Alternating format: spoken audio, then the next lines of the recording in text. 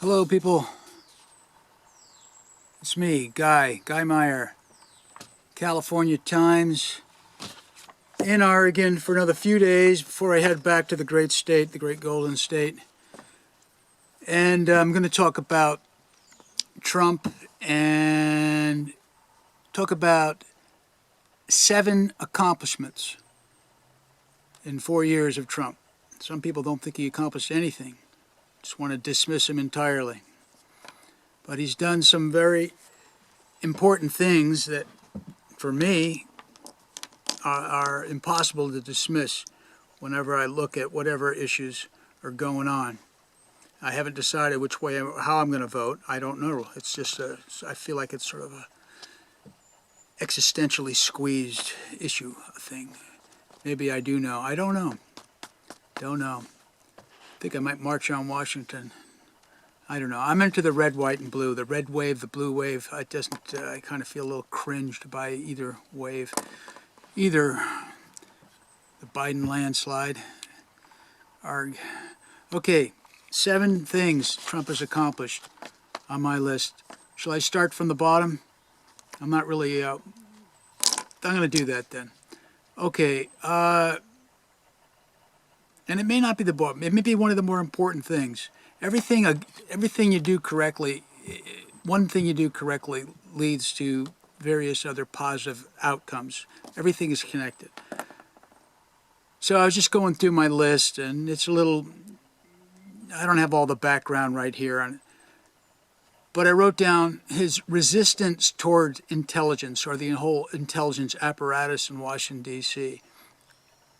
As in a way, he has consistently stayed with that for his 4-year term. And I personally think it's of deepest value to all Americans to have a president who does not suck up to, does not buy unreservedly all the assumptions, judgments, the whole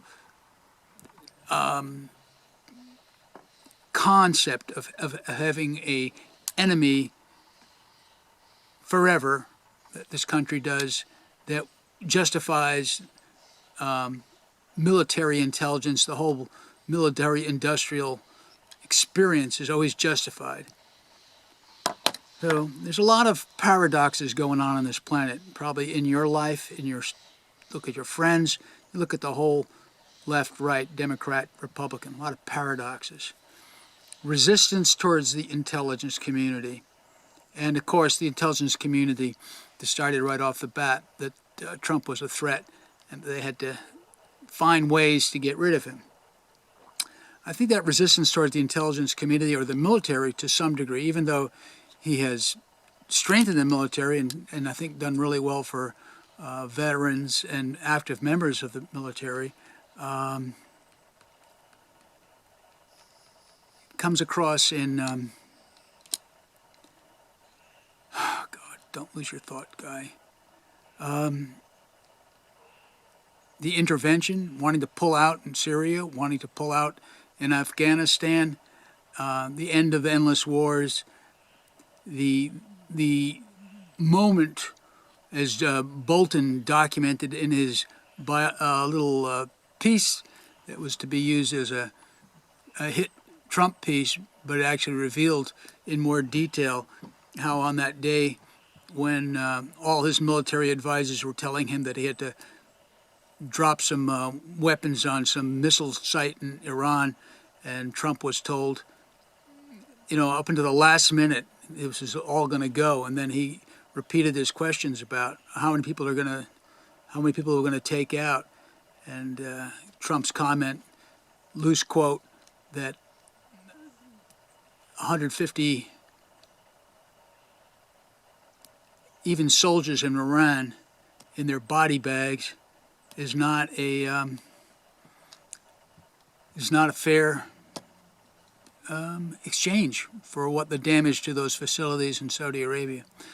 So Trump stopped that. It's a strange action for Mr. Bolton to witness, and strange for the left who wants to just hate him outright to say that, wow, he made this decision against his military simply because he didn't think killing 150 Iranians was a fair thing. So he questions NATO.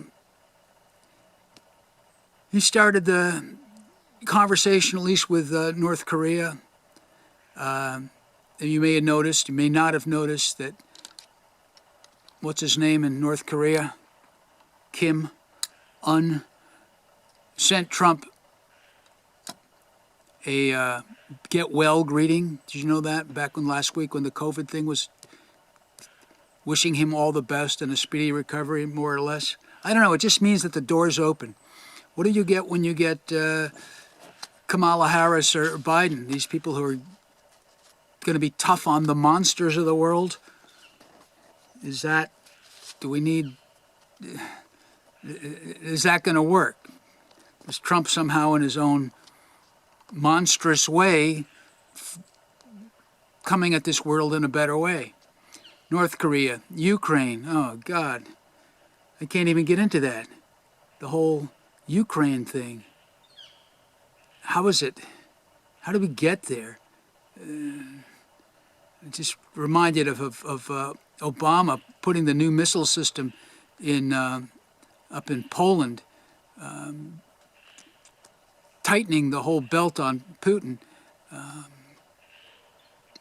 Trump came at it from a different direction. All right, the First Step Act, that was incarceration. What was the First Step Act, in case you never heard of it? That was the act that, from the Brennan Center of Law, the First Step Act is a critical win in the fight to reduce mass incarceration. While the bill is hardly a panacea, it is the largest step the federal government has taken to reduce the number of people in federal custody.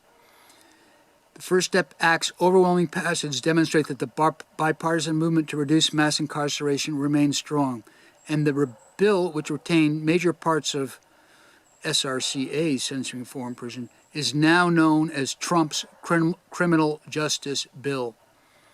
This means that conservatives seeking to curry favor with the president can openly follow his example or push for even bolder reforms. And the Brennan report says this dynamic creates a unique opening for Democrats vying for the White House in 2020 to offer even better solutions to end mass incarceration. Well, I don't know. I haven't read the details of Biden's even better solutions. Maybe he has them. All right, First Step Back. Conservative judges. I don't know. You know, I'm not into the hanging judge kind of mentality, like a good conservative judge. Send him away, 10 years into prison. But here, maybe that's not what conservative judges are about. Maybe there's some kind of weird shift. Maybe there's some kind of strange paradigm being upended on the planet. I don't know how President Trump is going to come off as a hero in this. It could be just the opposite. But yet, conservative judges, to me, the Obamacare had one fatal flaw, and that was we were being mandated to spend my money, a substantial amount, on a product ostensibly for my good and the good of all of America, but a mandate that was creating wealth, millionaires for those people on the other end. It was, to me, I just couldn't imagine anything more unconstitutional. I don't think there was any other element that could be compared to it, where the federal government could tell you you're against the law unless you buy this product. To me, it was awful, stunning. And Roberts, he whiffed on that. I think the emotional power of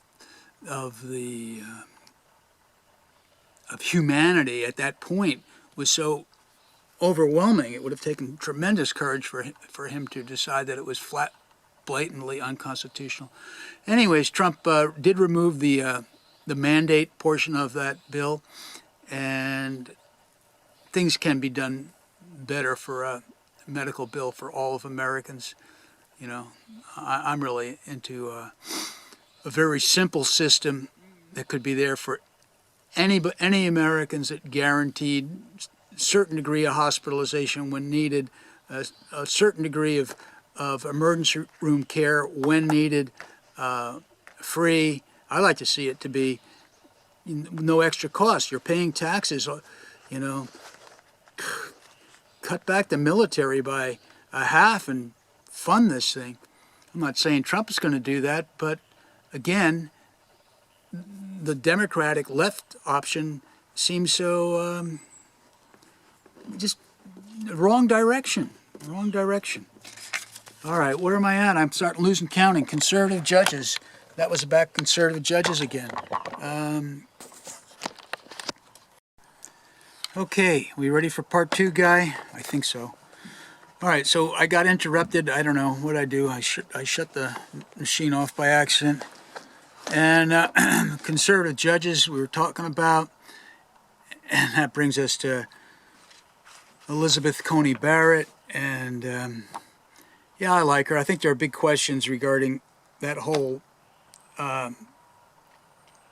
division of what is a Supreme Court judge and the strict constructionist Scalia versus the living Constitution. And I am not.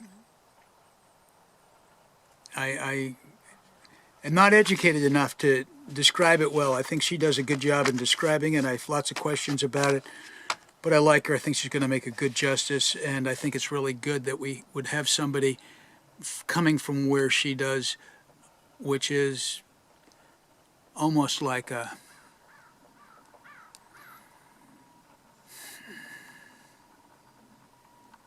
she's like in her own life she's really looking for the fundamentals of what existence is, and spiritual fundamentals, whatever.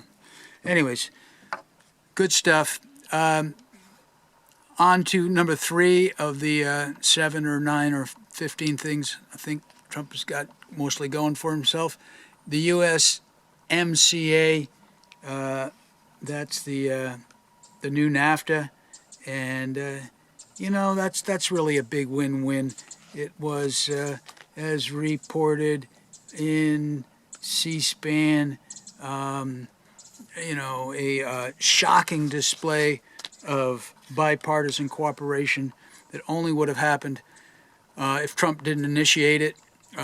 It got things accomplished that are going to possibly set up the creation of unions in Mexico, the elimination of corporations being able to sue a sovereign nation. They don't get what they want. Talk to Canada, who lost millions of dollars to some messed up corporation in America when the people of some poor town in Newfoundland decided they didn't want to have their town blasted to dig basalt or whatever it was they were mining. Anyways, USMCA bill never would have happened with NAFTA. Never would have happened with the Democrats running there. Trump did it. Democrats and Pelosi had a lot to do with some of the positive things, I think. I'm not 100% sure. There's a good C-SPAN video about this. I'm going to post that on my blog just to refer to. Supply chain. That would be this whole thing about giving China a hard time in exports and imports. And, you know, it's one of those issues just sitting there for 50 years. We all could see it coming. Like, why are we exporting? Why is everything going to be made? Shoes are made. Everything is made in foreign countries. Is there something that is of value of having that kind of resiliency of a nation that is able to build and create its own, and just the fabric of life and bringing jobs back? So here, somebody, a historian who does a column, now I'll give you her name, Heather Cox Richardson wrote, I'm just stealing a line from her. Biden, she's kind of complimenting Biden here. Biden took his cue from Massachusetts Senator Elizabeth Warren and has released detailed and clear plans for a Biden presidency focusing on 4 areas. Number 1, Biden has called for returning critical supply chains to America. And I hadn't heard of that, and I read that, and I went, wow. Does that translate critical supply chains? Does that mean like what Trump has done with solar panels and, aluminum or God knows what other things that were on that list? And it's more than God, human beings know, and I could have dug up that information. But I noticed it's just interesting that Biden, a Democratic candidate, returning critical supply chains to America. Because there was a time back in the 80s that's what the Democrats were in the 70s and 60s. The Democrats were the people, the representatives of the small people who were fighting against globalization. Well, things have flipped. But now Biden is, seems like he's just adopting Trump policy. Good for him. And then the big one is immigration. And that's the bear and that's the thing that people still don't want to talk about. I note that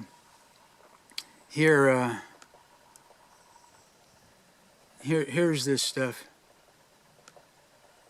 Here's a taboo website. Even I don't go to it because I'm such a wimp. I think, I'll go to the Wall Street Journal, or where do I get conservative information? I don't go to Breitbart, but somehow a link brought me to Breitbart. No immigration question in next debate, say debate organizers. No immigration question. And I would say that immigration is like one of the most fundamental reasons, and whether it's all about fear and racism or is it something deeper, I think it deserves some looking at. This is the Breitbart story, and I can't close out of these God bleeping commercials that are blocking it now. You can look it up. The next debate coming up. Now what? Oh, computer shut down. And so 500,000 regular legal immigrants have been cut back because of Trump. You got the Trump effect. The first year of his presidency, illegal immigration dropped by 40%. You've got a roundup of a couple of months ago of 6,000 Brazilians at the border and 1,600 Chinese people. This is at the Mexican border. And if Biden or Harris are elected, what is the message? It's this mess of the world is just increasing here. That people would say, oh, it's all the United States' fault, and therefore we have this obligation to take everybody. I don't buy that. And I do think that if we adopted Barbara Jordan's plan back in 1995 that was shoved aside, I wanted to cut Clinton some slack, thinking he might have been more a hero than I thought, but now maybe I'm wrong. Maybe he did get that $1.1 million donation from this Asian fella in the 90s that changed his mind and helped him kill the bill. And so the immigration debate was shoved aside back in 1995. Would have cut national immigration from 1 million a year to 500,000. Would have changed the whole paradigm of wages in the U.S. for working people. Would have made the horrendous urban sprawl that mimics Los Angeles now from more or less from, I won't say from Portland, Maine, but pretty much the whole Atlantic coast down to Florida, L.A., Central Valley, California, Contra Costa County, all these examples of just sprawl, Seattle, just insanity of growth with no end in sight. So for some reason, somehow, in many ways, in this paradoxical world, Trump is accomplishing some things that I think are really valuable for the planet. And I don't know, I think this whole week I'm going to just keep digging right into this whole vein of thought. Every day I'm going to do something. So come on back, join me again. I need your help. I don't know where. I call it a campaign for America right now. I call it my tree party. I'm a nut. I don't know. Who am I? Where are we? Where are we going, USA? All right. All right, Guy here. Cheers. Keep the music rolling.